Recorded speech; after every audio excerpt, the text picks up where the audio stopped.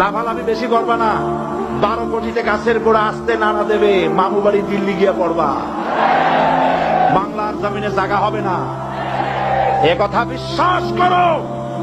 বাংলাদেশের মুসলমানদের শরীরে এক বিন্দু রক্ত থাকতে শয়তানের তৈরি করা ধর্ম নিরপেক্ষ মতবাদ বাংলার জমিনে কায়েম হতে দেওয়া হবে না, হবে না।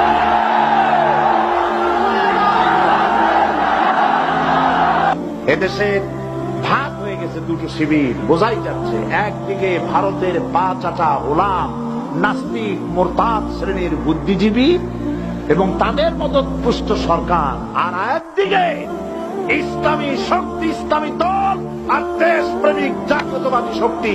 একদিকে হিমালয় পাহাড় আর একদিকে সূচো ইঁদুর।